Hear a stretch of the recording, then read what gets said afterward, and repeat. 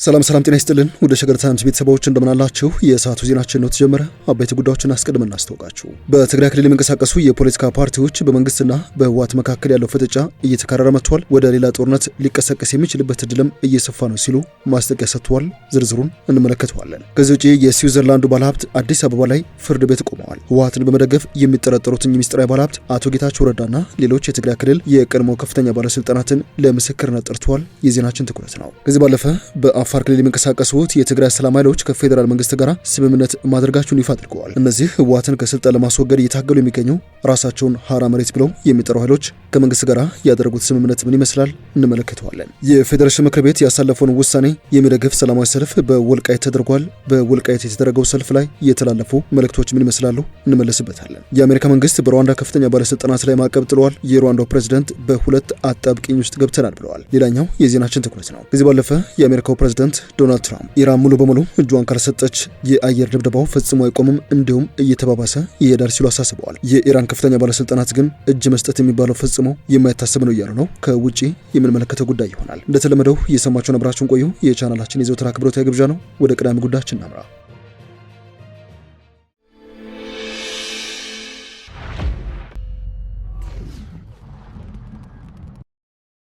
የትግራይ ፖለቲካ ፓርቲዎች ፎረም በዛሬው ዕለት ባወጣው መግለጫ በፌዴራል መንግስትና በትግራይ መካከል ያለው ውጥረት ተባብሶ ወደ አዲስ ጦርነት ሊያመራ የሚችልበት እድል ተቃርቧል ሲሉ ለዓለም አቀፍ ማህበረሰቡ አስቸኳይ ጥሪ አቅርበዋል። ፎረሙ በዚህ መግለጫው የፕሪቶሪያው ሰላም ስምምነት ከተፈረመ 40 ወራት ቢቆጠሩም የፌዴራል መንግስት ለስምምነቱ ተግባራዊነት ቁርጠኛ አላሳየም ሲል ከሰዋል። በዚህ ምክንያት የትግራይ ህዝብ አሁንም በከባድ ሰብአዊና ኢኮኖሚያዊ ቀውስ ውስጥ ይገኛል ባይ ነው። ካለፈው ጥቅምት ወር ጀምሮ የክልሉ በጀት መታገዱን፣ የመንግስት ሰራተኞች ደሞዝ አለማግኘታቸውና የባንክ አገልግሎት መስተጓጉሉን መግለጫው ያመለክታል። ሁነቶችን በፈረንጆቹ አቆጣጠር ያስቀመጠው ይህ ፎረም ከጥር ወር 2026 ጀምሮ የነዳጅ አቅርቦት ሙሉ በሙሉ መቆሙንና ወደ ክልሉ የሚገቡ አስፈላጊ ሸቀጦችም መገደባቸውን አስታውቋል። የፌዴራል መንግስት ሰራዊቱን በትግራይ ዙሪያ እያሰፈረ ስለመሆኑ የጠቀሰው መግለጫው ይህ ድርጊት አዲስ የዘር ማጥፋት ጦርነት ለመክፈት የሚደረግ ዝግጅት ነው ሲል ስጋቱን ገልጸዋል። ከ1.2 ሚሊዮን በላይ የትግራይ ተፈናቃዮች አሁንም በችግር ላይ እንደሚገኙና ክልሉ 40 በመቶ የሚሆነውን ህገ መንግስታዊ ግዛቱን አጥቷል ባይ ነው። ፎረሙ ለተባበሩት መንግስታት፣ ለአፍሪካ ህብረት፣ ለአውሮፓ ህብረት እንደዚሁም ለኬንያ፣ ናይጄሪያ፣ ደቡብ አፍሪካ፣ አሜሪካ እንደዚሁም እንግሊዝ መንግስታት አስቸኳይ ያለውን ጥሪ አቅርበዋል።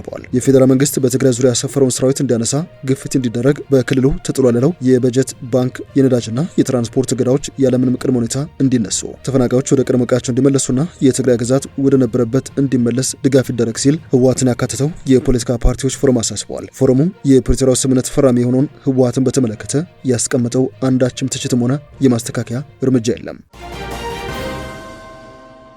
የሰዓቱ ዜናችን ተቀጥሎ ይገኛል። የትግራይ ሰላም ኃይሎች ከፌዴራል መንግስት ጋር ስምምነት ውስጥ መድረሳቸውን ይፋ አድርገዋል። በአፋር ክልል የሚንቀሳቀሱትና ራሳቸውን ሀራ መሬት ሲሉ የሚጠሩት እነዚህ የታጠቁ ኃይሎች በዛሬው ዕለት ይፋ ባደረጉት መግለጫ ከብዙ ጥረትና ትግል በኋላ የትግራይ ሰላም ኃይል መሪዎች ከፌዴራል መንግስት ጋር ስምምነት አድርገዋል ባይ ነው። በዚህ ስምምነት መሰረት ከነገ የካቲት 29 ጀምሮ ትጥቅ መፍታት፣ ከሰራዊት የማሰናበትና መልሶ የማቋቋም ሂደት በይፋ ተጀምሯል ባይ ነው። በዚህ መነሻ ለሁሉም ግንባሮች የወረዳ መመሪያ እንደተላለፈ ያስታወቀ ሲሆን በአርሚ ሰባ ውስጥ የነበሩ ሙሉ በሙሉ ወደ ዲዲአር ፕሮግራም ውስጥ እንዲገቡ በሰላም አስከባሪነት የነበሩና ጥቅማጥቅማቸው ያልተከበረላቸው በህወሓት ተጠቃሚዎች ውስጥ ያሉ የማሰናበቻ ወረቀት ተሰጥቷቸው ነገር ግን የሚገባቸውን ጥቅማጥቅም ያላገኙ መመሪያ ተላልፎላቸዋል ብለዋል። ከዚህ በተጨማሪ በቆየ በሽታ፣ በመቁሰል፣ በእድሜ ብዛት ወዘተ መሰል ችግሮች ምክንያት ከክፍለ ጦር ጋር ተልዕኮ መፈጸም የማይችሉ በእነዚህ በተጠቀሱት 4 መስፈርቶች እየተመለመሉ ከነገ የካቲት 29 6ኛ ወር 2018 ጀምሮ ወደ ትጥቅ መፍታት፣ ከሰራዊት የማሰናበትና መልሶ የማቋቋም ሂደት እንዲገቡ የሚገባቸው ጥቅማጥቅም እንዲከበርላቸውም ከሁሉም ግንባሮች ተመልምለው ተልከዋል ነው ያለው። በዚህ መሰረት በትግራይ ውስጥ ሆናችሁ ኋላ ቀር ሲል በጠራው የህወሓት ቡድን የሐሰት አጀንዳ እየተነገራችሁ በመደናገር ላይ ትገኛላችሁ ላላችሁ ኃይሎች አሁንም መንቃት ያስፈልጋችኋል። የወንጀለኞች ጠባቂ በመሆን ራሳችሁን አታጥፉ የሚል መልእክትም አስተላልፈዋል።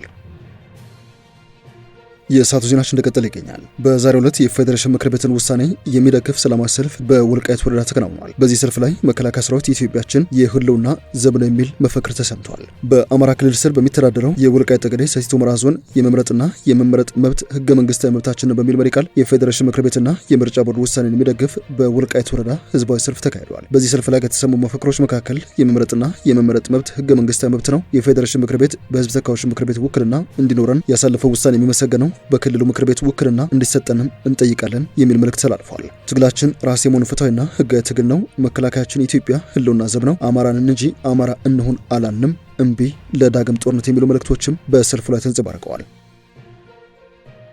ዜናችን እንደቀጠለ ይገኛል። የስዊዘርላንዱ ባለሀብት በአዲስ አበባ የተከሰሱበት ጉዳይ እንደገና ተቀስቅሶ ፍርድ ቤት ቆመዋል። የህወሓትን ኃይሎች በገንዘብ በመደገፍ የሚጠረጠሩት እኚህ ባለሀብት አቶ ጌታቸው ረዳን ለምስክርነትም ጠርተዋል። አፍሪካን ኢንተለጀንስ እንደዘገበው ከሆነ ህወሓትን በገንዘብ በመርዳት የተጠረጠሩት የውጭ ኢንቨስተር ጉዳይ በድጋሚ እንዲታይ የፍትህ ሚኒስቴር ውሳኔ አስተላልፈዋል። በዚህ መሰረት ባለሀብቱ የቀድሞውን የገንዘብ ሚኒስትርና የአሁኑን የብሔራዊ ባንክ ገዢ ዶክተር ኢዮብ ተካልኝና የቀድሞውን የትግራይ ክልል ግዛት አስተዳደር የአሁኑን የጠቅላይ ሚኒስትሩ የምስራቅ አፍሪካ ጉዳዮች አማካሪ ሚኒስትሩ ጌታቸው ረዳን በምስክርነት ጠርተው ሁለቱ ባለስልጣናት ፍርድ ቤት ሊቀርቡ ነው ተብሏል። በሰሜን ኢትዮጵያ ጦርነት ወቅት ለህወሓት የገንዘብ ድጋፍ አድርጓል በሚል ኢትዮጵያ ውስጥ በሰፊ እርሻ ልማት ላይ በተሰማሩት የስዊዘርላንዱ ባለሀብት ጆሹዋ ጌሪግ ላይ ክስ ቀርቦባቸው እንደነበረ ዘገባው አስታውሷል። የሰላም ስምምነቱን ተከትሎ ክስ ተቋርጦ የነበረ ቢሆንም የፍትህ ሚኒስቴር በያዝነው ወር ፋይሉን ከተቋረጠበት እንደገና በማንቀሳቀስ ምርመራ መጀመሩን የዘገበው ባለሀብቱ በራያ አዘቦ ሰፊ እርሻ መሬት ያላቸው ሲሆን የኤሊም ፋርምስ ባለቤት እንደሆኑ የአፍሪካን ኢንተለጀንስ ዘገባ ያሳያል። ጆሹዋ ጌሪግ ለመጀመሪያ ጊዜ በቁጥጥር ስር ያሉት በ2014 ዓ.ም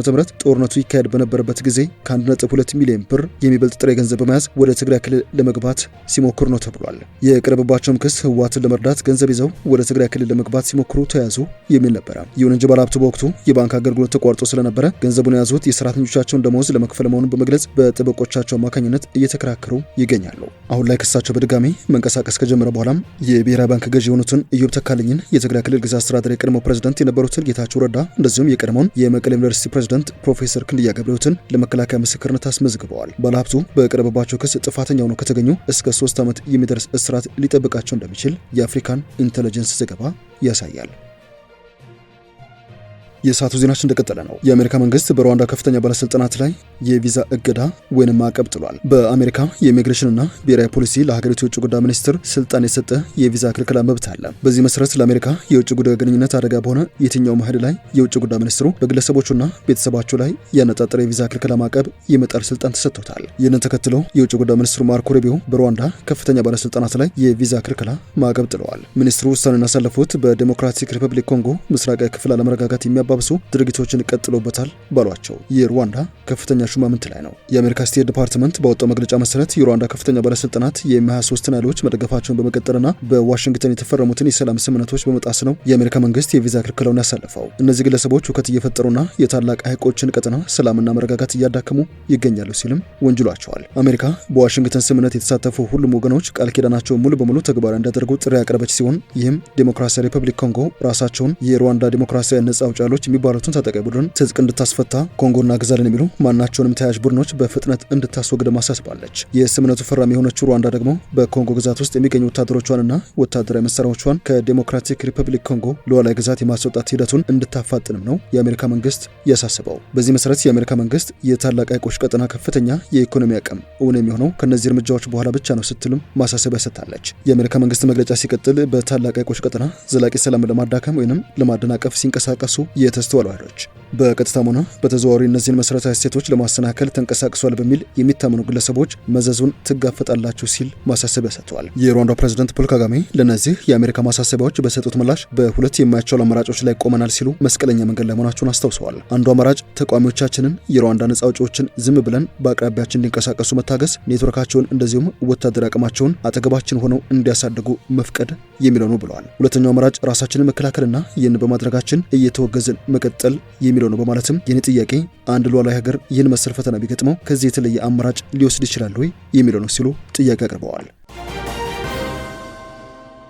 የሰዓቱ ዜናችን ተቀጥሎ ይገኛል። ወደ መጨረሻ ጉዳያችን እናምራ። የአሜሪካው ፕሬዝዳንት ዶናልድ ትራምፕ በመካከለኛው ምስራቅ እየተካሄደ ያለው ጦርነት እንዲቆም ኢራን ያለምንም ቅድመ ሁኔታ መሸነፏን አምና እጅ ልትሰጥ እንደሚገባት አስታውቀዋል። ፕሬዝዳንቱ እንዳሉት አሜሪካና እስራኤል በኢራን ላይ የሚፈጽሙት ጥቃት በበረታበትና የዓለማችን የነዳጅ ዋጋ በከፍተኛ ሁኔታ እየናረ በሚገኝበት በዚህ ወቅት ነው። ትራምፕ እንደሚሉት ኢራን ሙሉ በሙሉ እጅ እስካልሰጠች ድረስ ምንም አይነት የዲፕሎማሲ ንግግር እንደማይኖር በግልጽ አስታውቀዋል። ያለ ቅድመ ሁኔታ እጅ መስጠት ካልተፈጸመ በስተቀር ምንም አይነት ስምምነት አይኖርም ያሉት ትራምፕ ኢራን እጅ ሰጥታ በዓለም አቀፍ ማህበረሰብ ተቀባይነት ያለው አዲስ አመራር ከመጣ ግን ሀገሪቷን መልሶ ለመገንባትና ኢኮኖሚያን ለማጠናከር አሜሪካና አገሮቿ ድጋፍ እንደሚያደርጉ ቃል ገብተዋል። ጦርነቱ በጀመረበት የመጀመሪያ ምዕራፍ የኢራኑ የበላይ መሪ አያቶላ አሊ ኻሜኒ በአየር ጥቃት መገደላቸውን ተከትሎ በሀገሪቱ ከፍተኛ የፖለቲካ አለመረጋጋት ሰፍኖ ይገኛል። የሀገሪቱ ፕሬዝዳንት መሱድ ፔዜሽኪያን ውጥረቱን ለማርገብ አንዳንድ ሀገራት የሽምግልና ጥረት እያደረጉ እንደሚገኙ ጠቁመዋል። ፕሬዝዳንቱ አንዳንድ ሀገራት ያሏቸውና ስማቸውን በግልጽ ያልጠቀሷቸው መንግስታት በኢራንና በአሜሪካ እንደዚሁም በእስራኤል መካከል ያለውን ጦርነት ለማስቆም ይፋ ያልሆነ የሽምግልና ጥረት እያደረጉ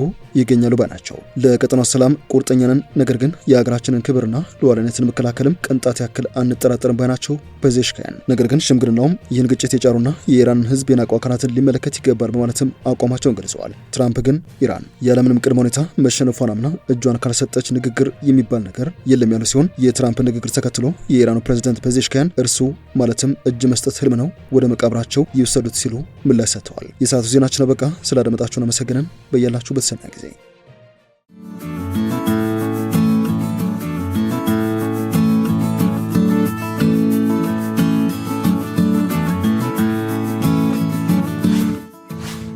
ሸገር ታይምስ ሚዲያን ሰብስክራይብ በማድረግና ደወሉን በመጫን ይከተሉን።